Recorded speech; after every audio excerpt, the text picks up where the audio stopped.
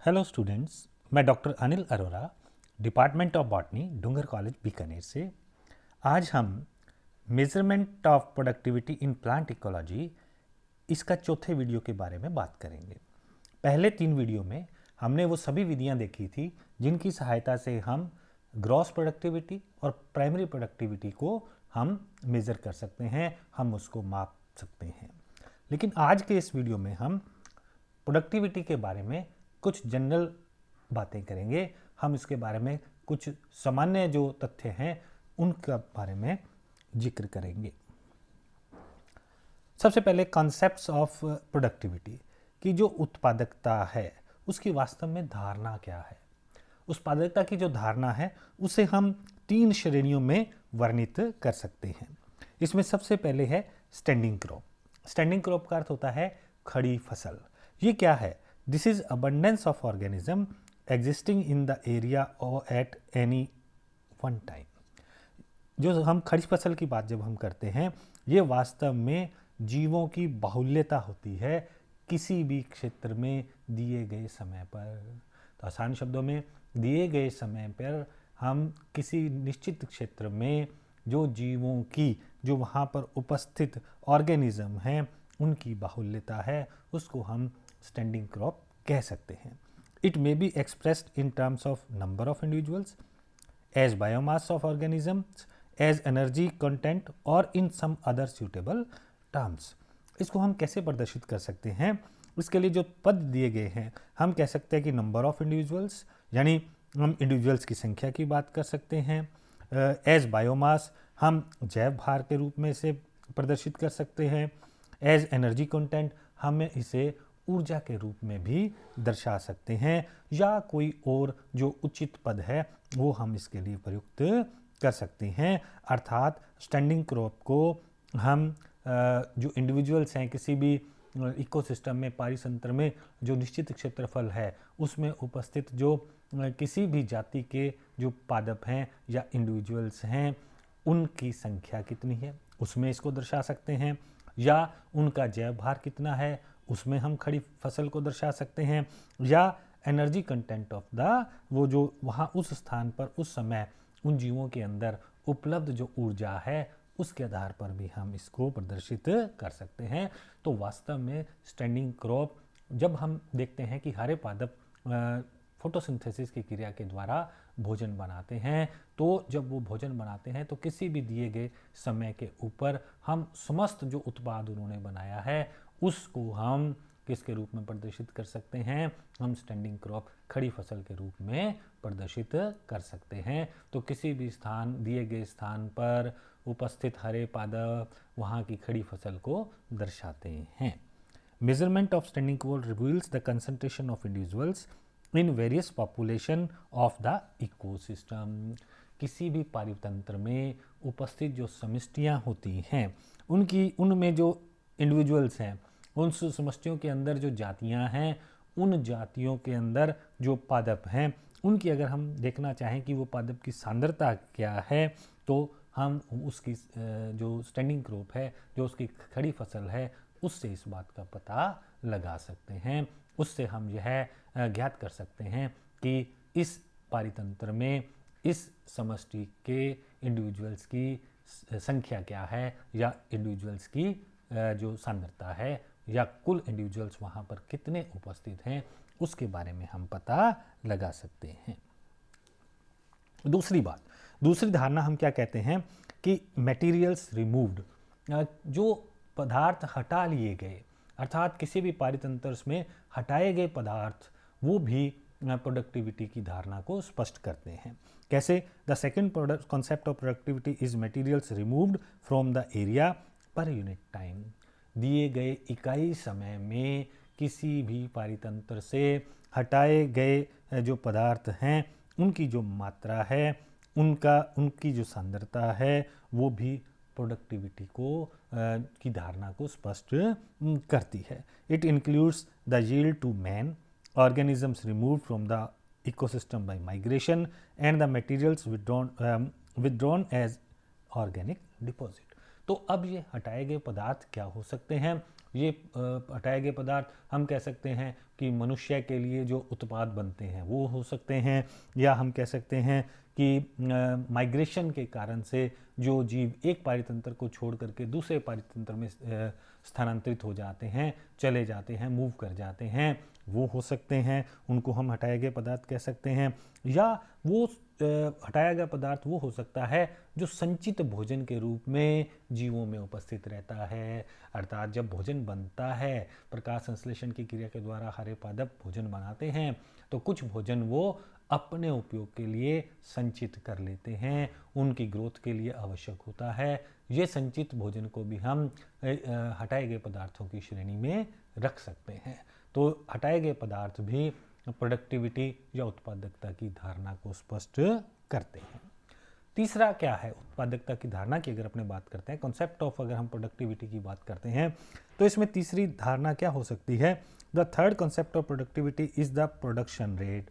ये जो तीसरा है वो क्या है? उत्पादन की दर है, at which the growth processes are going forward within the area.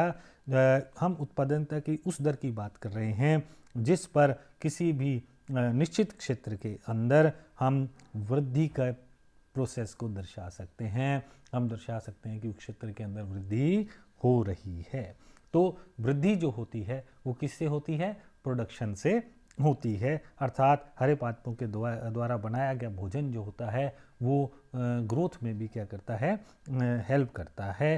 तो हम ये कह सकते हैं कि जो प्रोडक्शन रेट है वो वृद्धि की दर को भी हमें बतलाती है, दर्शाती है। जितना ज़्यादा प्रोडक्शन होगा, जितना ज़्यादा उत्पादन की दर होगी, उतनी ज़्यादा ही ग्रोथ या वृद्धि उस पारितंत्र में जीवों के अंदर हमें दिखाई देगी।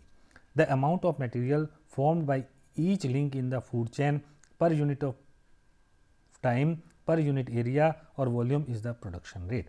तो वास्तव में प्रोडक्शन रेट को हम और अधिक स्पष्ट शब्दों में क्या कह सकते हैं कि किसी भी जो फूड चेन है, कोई भी जो खाद्य श्रृंखला है, उसका जो खाद्य श्रृंखला का जो हर भाग है, चाहे वो प्रोड्यूसर्स हों, चाहे वो प्राइमरी कंज्यूमर्स हों, चाहे वो सेकेंडरी कंज्यूमर्स हों या टर्शरी कंज्यूमर्स हों, तो जो उत्पादक या जो उपभोक्ता होते हैं वो उनमें किसी निश्चित समय पर जो हम कह सकते हैं कि उनके अंदर उपस्थित जो मटेरियल है, उनके अंदर उपस्थित जो उत्पाद है, उनके अंदर जिस दर पर भोजन आ रहा है या बन रहा है, हम कह सकते हैं कि वो प्रोडक्शन की रेट को दर्शाता है, वो प्रोडक्शन की रेट को स्पष्ट करता है।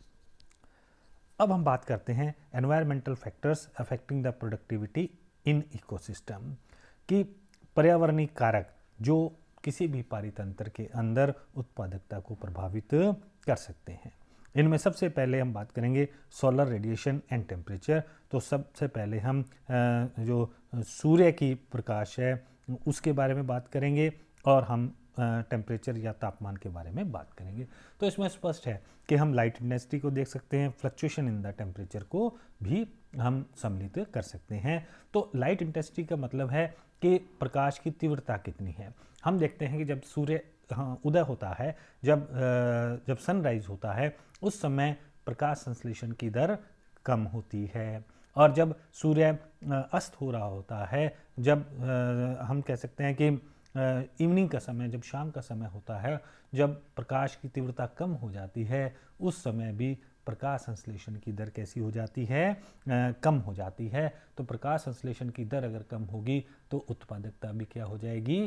कम हो जाएगी। तो सूर्योदय से लेकर के सूर्य अस्त होने तक धीरे धीरे लाइट इंटेंसिटी बढ़ती है, और जो मध्याह्न के बाद, दोपहर के बाद ये धीरे धीरे लाइट इंटेंसिटी फिर कम होनी शुरू हो जाती है। तो इसी प्रकार से प्रकाश संश्लेषण की क्रिया सूर्य अस्त के बाद धीरे धीरे बढ़ती है और फिर धीरे धीरे कम होती है। इसी प्रकार उत्पादकता भी धीरे धीरे बढ़ती है और कम होती है। फ्लक्चुएशंस इन द टेम्परेचर, जो तापमान में जो बदलाव होते हैं, तापमान में जो उतार चढ़ाव आता है, वो भी क्या करता है कि प्रकाश संश्लेषण की दर को प्रभावित करता है। अत्यधिक तापमान में प्रकाश संश्लेषण की क्रिया बहुत मंद हो जाती है, या अत्यधिक कम तापमान में भी प्रकाश संश्लेषण की क्रिया नहीं हो पाती है। तो इस प्रकार से हम देखते हैं कि निश्चित तापक्रम जब होता है तब प्रकाश संश्लेषण की दर उच्च होती है और उस समय प्रोडक्टिविटी भी क्या होती है, उच्च होती है। तो इस प्रकार जो तापमान में उतार चढ़ाव हैं वो भी उत्पादकता को प्रभावित करते हैं। या हम कह सकते हैं कि इसके द्वारा जैसे प्रकाश के उपलब्ध जो प्रकाश है जिसे हम स्पेक्ट्रम भी कहते हैं, जो पादप अवशोषित कर सकते हैं, उनमें कैसा प्रकाश उपलब्ध है। अगर हमें हरा प्रकाश उपलब्ध है तो हरे प्रकाश के अंदर प्रकाश संश्लेषण की क्रिया नहीं होती। तो जब नहीं होती तो उत्पादकता भी कैसी हो जाती है, जीरो हो जाती है या बहुत कम हो जाती है। इसी तरह नीले और लाल प्रकाश के अंदर जो ब्लू एंड रेड लाइट जो होती है उसके अंदर क्या होता है कि प्रकाश संश्लेषण की दर सबसे अधिक होती है, तो उस समय पर उत्पादकता भी अधिक होती है। तो हम कह सकते हैं कि सोलर रेडिएशंस जो है, जो सूर्य का प्रकाश है, उसके जो विभिन्न आयाम हैं वो, या जो तापमान है वो प्रोडक्टिविटी को प्रभावित कर सकता है। मॉइस्चर या आर्द्रता, जो आर्द्रता है वो भी उत्पादकता को प्रभावित करती है। लीफ वाटर पोटेंशियल, जो पत्ती का जो जल है उसकी जो पोटेंशियल है, उसकी जो क्षमता है उसके अंदर, अर्थात जो पर्न है उसके अंदर कितना जल उपलब्ध है, क्योंकि जो प्रकाश संश्लेषण की क्रिया में हमें पता है कि कार्बन डाइऑक्साइड के साथ हमें जल की भी आवश्यकता होती है। सॉइल मॉइस्चर, मृदा की आर्द्रता, जो अगर मृदा की आर्द्रता उचित है तो हम देख सकते हैं कि प्रकाश संश्लेषण भी अपने जो निश्चित सीमा होती है उसमें अधिकतम होता है और इस प्रकार उत्पादकता भी उस समय पर अधिक होती है। फ्लक्चुएशन ऑफ प्रेसिपिटेशन, जो वर्षण के जो उतार चढ़ाव होते हैं, वर्षा होने में जो उतार चढ़ाव होते हैं वो भी आर्द्रता को प्रभावित करते हैं। तो अधिक वर्षा के अंदर आर्द्रता अधिक होती है, कम वर्षा के अंदर आर्द्रता कम होती है। तो आर्द्रता की जो निश्चित मात्रा है उसमें प्रकाश संश्लेषण की जो दर है वो अधिक होती है। तो हम कह सकते हैं कि उस समय पर उत्पादकता भी कैसी होती है, अधिक होती है। तो तीसरे नंबर पर यहाँ पर है मिनरल न्यूट्रिशन। हम कह सकते हैं कि मिनरल न्यूट्रिशन जो है, जो पोषक तत्व हैं, जो हमारे खनिज पदार्थ हैं, वो भी प्रोडक्टिविटी को प्रभावित करते हैं। कैसे? Uptake of minerals from the soil, पादप मृदा से कितने खनिज पदार्थ अवशोषित कर पाते हैं।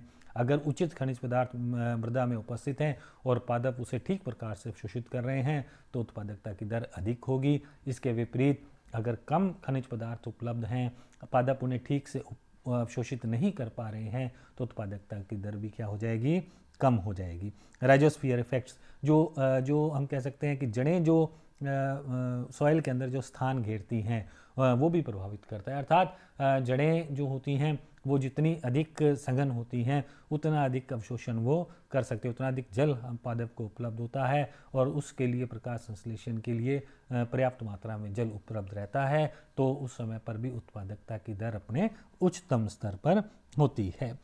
सैलिनिटी, जो जल के अंदर हम देखते हैं कि जल जो है वो उसके अंदर सलाइन तत्वों की मात्रा जो है वो थोड़ी सी बढ़ जाती है। जब वो बढ़ जाती है तो पादप उसको अवशोषित नहीं कर पाते हैं, जल को अच्छी तरह से अवशोषित नहीं कर पाते हैं, तो उत्पादकता की दर कम हो जाती है। Heavy metals and nitrogen metabolism, जो भारी जो धातुएं होती हैं वो कितनी मृदा के अंदर उपस्थित हैं। अगर आवश्यक भारी धातुएं पादपों को सरलता से उपलब्ध हैं तब उसके अंदर बनने वाला जो क्लोरोफिल है वो उचित मात्रा के अंदर बनता है, जिससे अगर क्लोरोफिल की सांद्रता अधिक होती है तो हमने देखा था कि प्रोडक्टिविटी की दर भी अधिक हो जाती है, प्रोडक्टिविटी भी, उत्पादकता भी अधिक होती है। नाइट्रोजन मेटाबॉलिज्म, जो नाइट्रोजन जो हम सीधे पादप उसे अवशोषित नहीं कर पाते हैं, हमें पता है कि इसके लिए पादपों के लिए उचित एक वातावरण की आवश्यकता होती है, जिसमें राइजोबियम जैसे बैक्टीरिया की भी आवश्यकता होती है। अगर वो ये सारी कंडीशंस अगर उचित प्रकार से पादपों को उपलब्ध हैं, नाइट्रोजन मेटाबॉलिज्म अगर उचित प्रकार से अगर हो रहा है तो उत्पादकता भी उचित प्रकार से होगी, उत्पादकता की दर भी अधिक होगी। और अगर नाइट्रोजन मेटाबॉलिज्म ठीक ढंग से नहीं हो पाता है तो उत्पादकता की दर भी कम हो जाएगी। चौथा, बायोटिक एक्टिविटीज़, जो जैविक क्रियाएं हैं वो भी उत्पादकता को प्रभावित करती हैं, जैसे ग्रेजिंग, चराई है, अबव ग्राउंड हर्बीवोरस, जो भूमि के ऊपर रहने वाले जो हर्बीवोरस हैं, हम कह सकते हैं कि जो सीधे शाकीय पादपों को खाते हैं, शाक भक्षी भी जिन्हें कहते हैं हम, वो हैं। बिलो ग्राउंड हर्बीवोरस, भूमि के नीचे रहने वाले जो शाक भक्षी हैं वो, या हम कह सकते हैं प्रीडेटर्स, शिकारी हैं। पैरासाइट्स, परजीवी हैं। और जो पौधों के अंदर होने वाले रोग होते हैं। ये जितनी भी बायोलॉजिकल एक्टिविटीज़ हैं ये प्रोडक्टिविटी को प्रभावित करती हैं। उदाहरण के लिए मान लीजिए किसी स्थान पर परजीवी अधिक हैं और वो पादपों में निरंतर रोग करते हैं, तो जिससे पादप जो हैं वो कैसे हो जाएंगे, पादप जो हैं वो कमज़ोर हो जाएंगे। कमज़ोर पादपों के अंदर प्रकाश संश्लेषण की दर कम हो जाती है, तो नेचुरल है कि प्रोडक्टिविटी भी कम हो जाएगी। इसी प्रकार से अगर शिकारी अधिक हैं, अगर शिकार करने वाले अधिक हैं, तो वो फूड चेन को प्रभावित करते हैं, तो जिससे भी उत्पादकता जो है वो प्रभावित हो जाती है। ग्रेजिंग, चराई की अगर हम बात करते हैं तो जो चराई है, अगर हम देखते हैं कि कैटल्स, भेड़ बकरियां इत्यादि अगर किसी भी पारितंत्र क्षेत्र के अंदर अगर अधिक होती हैं तो वो ग्रासलैंड, घासीय स्थल जो स्थल होते हैं उनमें चराई अधिक करती हैं, जिससे भूमि के ऊपर जो पादपों की जो हम कह सकते हैं कि कंसंट्रेशन होती है, जो पादपों की सांद्रता होती है, निश्चित क्षेत्र में जो पादप उपस्थित होते हैं उनकी संख्या में कमी हो जाती है। तो पादपों की संख्या में अगर कमी होगी तो प्रकाश संश्लेषण की दर भी कम हो जाएगी, जिससे उत्पादकता भी कम हो जाती है। इम्पैक्ट ऑफ ह्यूमन पॉपुलेशन, जो मानव जो समष्टि है उसका भी उत्पादकता पर प्रभाव पड़ता है। पॉपुलेशन ऑफ डिफरेंट सोर्स, भिन्न भिन्न प्रकार की पॉपुलेशंस जो हैं, जीवों की समष्टियाँ जो हैं वो उत्पादकता को प्रभावित करती हैं। अगर समष्टियाँ बहुत ज़्यादा हैं तो वो उत्पादकता को प्रभावित करेंगी। कैसे, जैसे मान लीजिए हम कहते हैं कि अगर हरे पादपों की समष्टियाँ अधिक किसी भी पारितंत्र के अंदर उपस्थित होती हैं तो वहाँ पर प्रकाश संश्लेषण की दर बढ़ जाती है, तो जिससे उत्पादकता है वो भी बढ़ जाएगी। लेकिन इसके विपरीत हम देखते हैं कि अगर ह्यूमन पॉपुलेशन ज़्यादा है तो वो कटाई भी करते हैं पादपों की, जंगलों को भी काट देते हैं, जिससे धीरे धीरे पादपों में कमी होती है। जब पादपों में कमी होती है तो प्रकाश संश्लेषण की दर में कमी होती है, और जब प्रकाश संश्लेषण की दर में कमी होती है तो हम कहते हैं कि उत्पादकता भी कम हो जाती है। तो इस प्रकार मानव के द्वारा किए गए ऐसे कार्य जो हरे पादपों के या जो पारितंत्र को प्रभावित करते हैं वो सारे उत्पादकता को प्रभावित करते हैं। जैसे मनुष्य के द्वारा हम कह सकते हैं, एक बड़ा अच्छा उदाहरण हम देखते हैं कि जैसे एटॉमिक एक्सप्लोजन्स जो हैं, जो आणविक जो विस्फोट हैं वो जो किए जाते हैं वो आसपास की सारी वेजिटेशन को, वनस्पति को नष्ट कर देते हैं। तो वहाँ पर जब वेजिटेशन ही समाप्त हो जाती है तो वहाँ पर प्रोडक्टिविटी बिल्कुल जीरो हो जाती है। तो इस प्रकार मनुष्य जब पारितंत्र को प्रभावित करता है तो वो सीधे तौर पर प्रोडक्टिविटी, किसी भी पारितंत्र की उत्पादकता को भी प्रभावित करता है। इन एक्वेटिक सिस्टम्स, हम जो जलीय तंत्र हैं उनमें भी प्रोडक्टिविटी कैसे प्रभावित होती है उसको भी देख लेते हैं। Productivity is generally limited by the light. जो जलीय तंत्र होते हैं, जो जलीय पारितंत्र होते हैं, उनमें जो उत्पादकता सीधे तौर पर जल की जो हम कह सकते हैं कि जल में पहुंचने वाली जो प्रकाश होती है, प्रकाश की तीव्रता होती है, उससे प्रभावित होती है। किसी भी एक्वेटिक सिस्टम के अंदर, चाहे वो पोंड हों, चाहे वो ओशियंस हों, उनमें ऊपरी सतह पर प्रकाश की तीव्रता या प्रकाश की मात्रा अधिक होती है। जैसे जैसे हम गहराई में जाते हैं प्रकाश की तीव्रता या प्रकाश की मात्रा जो है वो कम होती जाती है। तो जितना अधिक प्रकाश उपलब्ध होता है तो ऊपरी भागों में प्रोडक्टिविटी, उत्पादकता अधिक होती है। जैसे जैसे हम गहराई में जाते हैं उत्पादकता कम होती जाती है। तो हम ये देख सकते हैं कि इसी प्रकार जो एक्वेटिक इकोसिस्टम जो होते हैं उनमें विशेषतः जब हम ओशियंस की बात करते हैं, विशेषतः जब महासागरों की बात करते हैं, उनमें न्यूट्रिशन जो होता है, जो पोषण तत्व जो होते हैं वो उत्पादकता को प्रभावित करने वाले कारक बन जाते हैं। क्योंकि ओशियंस की जो गहराई होती है उसमें उत्पादक जो खनिज जो तत्व हम कह सकते हैं, या हम कह सकते हैं कि वहाँ पर उपस्थित जो पोषक पदार्थ होते हैं वो कम होते हैं। तो समुद्रों की गहराई के अंदर उत्पादकता की दर कम होती है, वहाँ कम उत्पादकता होती है। और ऐसे ही एक्वेटिक इकोसिस्टम के अंदर जो नाइट्रोजन होती है वो सबसे बड़ा ऐसा पोषक पदार्थ होता है जो लिमिटिंग फैक्टर का कार्य करता है। अर्थात एक्वेटिक सिस्टम के अंदर हम देखते हैं कि नाइट्रोजन जो है वो सीधे तौर पर उपलब्ध नहीं हो पाती पादपों के वहाँ पर उपस्थित जो उत्पादक होते हैं, जो हरे प्लांट होते हैं, एल्गी इत्यादि होती है, उनको सीधे तौर पर उपलब्ध नहीं हो पाती है। तो जब वहाँ वो सीधे तौर पर उपलब्ध नहीं होती है तो नाइट्रोजन मेटाबॉलिज्म वीक हो जाता है, कमज़ोर हो जाता है, जिससे उत्पादकता की दर भी कम हो जाती है। The largeness of primary productivity depends on the photosynthetic capacity of producers.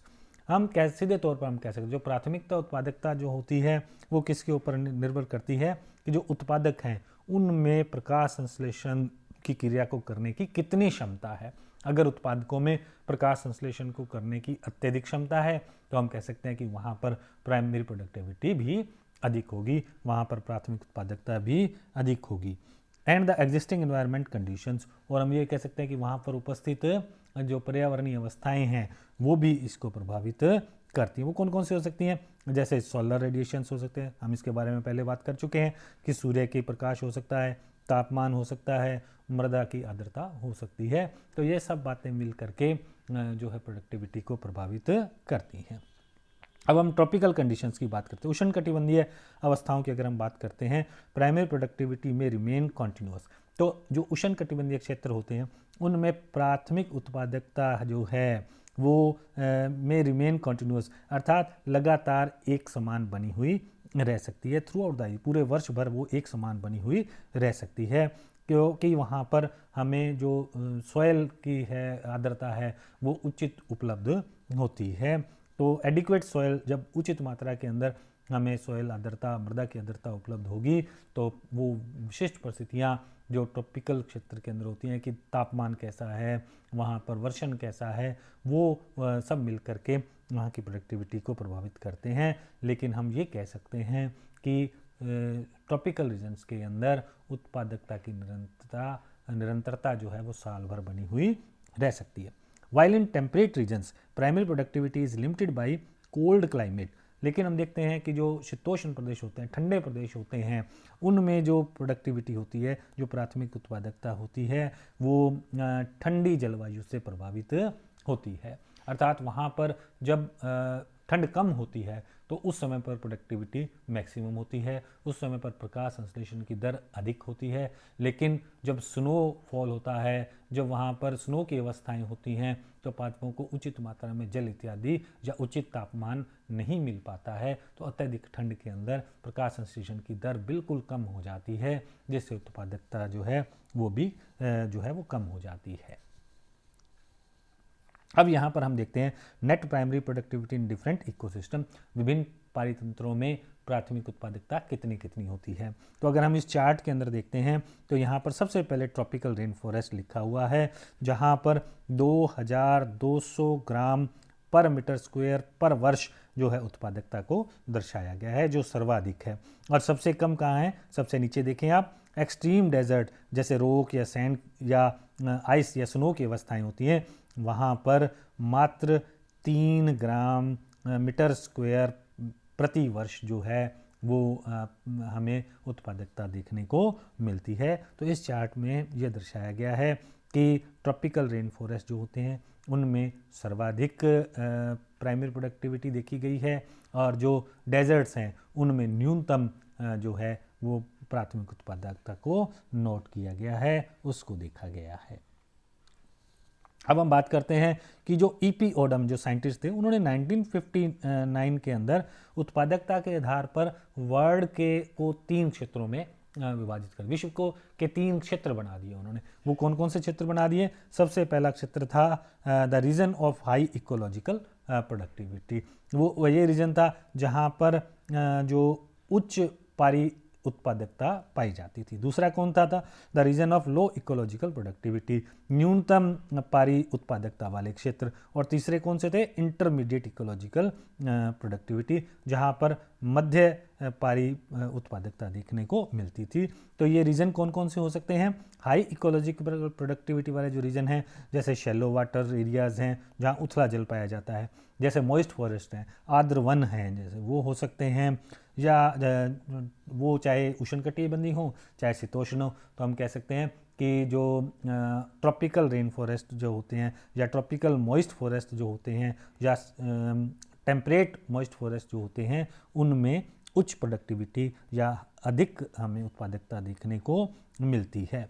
Alluvial planes हो सकते हैं, जहाँ पर एलुवियल प्रकार की मृदा पाई जाती है, उन क्षेत्रों के अंदर उत्पादकता अधिक देखने को मिलती है। द रीजन ऑफ फार्मिंग, जहाँ पर एग्रीकल्चर होता है, जहाँ पर हम देखते हैं कृषि होती है, उन क्षेत्रों में भी उत्पादकता अधिक देखने को मिलती है। तो लो इकोलॉजिकल प्रोडक्टिविटी वाले क्षेत्र कौन कौन से होते हैं विश्व में? वो होते हैं आर्कटिक स्नो कवर्ड वेस्टलैंड्स, जो आर्कटिक या एंटार्कटिक के भाग होते हैं, जो उत्तरी ध्रुव या दक्षिणी ध्रुवों के जो भाग हैं, जहाँ पर बिल्कुल विपरीत परिस्थितियाँ रहती हैं, वहाँ पर उत्पादकता जो है वो अत्यधिक कम होती है, तो वो लो इकोलॉजिकल प्रोडक्टिविटी वाले क्षेत्र माने जाते हैं। या डीप ओशंस, जो महासागरों में जो गहरे स्थान है, वो भी लो इकोलॉजिकल प्रोडक्टिविटी वाले क्षेत्र माने जाते हैं। अब हम देखते हैं कि मध्य इकोलॉजिकल प्रोडक्टिविटी या मध्य पारी उत्पादकता वाले क्षेत्र कौन से हैं? ये घास स्थल हो सकते हैं, ये शैलो लेक्स हो सकती हैं, या ये फार्म लैंड्स हो सकते हैं। कौन जहाँ ये फार्म लैंड वो होते हैं जहाँ पर अधिक उत्पादन नहीं होता, बहुत ज़्यादा उत्पादन यहाँ पर नहीं होता। तो इस प्रकार हम देखते हैं कि विश्व को पारी उत्पादकता के आधार पर, इकोलॉजिकल प्रोडक्टिविटी के आधार पर 3 भागों में बांटा जा सकता है। जैसा कि मैं पहले भी बता चुका हूँ, ट्रॉपिकल रेन फॉरेस्ट में प्राथमिक उत्पादकता अत्यधिक पाई जाती है, और सबसे कम हमें टेरेस्ट्रियल क्षेत्र के अंदर उत्पादकता जो है वो डेजर्ट्स में देखने को मिलती है। एक्वेटिक इकोसिस्टम के अंदर जो उत्पादकता है वो प्रकाश पर निर्भर करती है। तो ये हमने जो प्रोडक्टिविटी उत्पादकता है उसके बारे में जो सामान्य बातें हैं उनकी चर्चा हमने कर ली है। Thank you so much.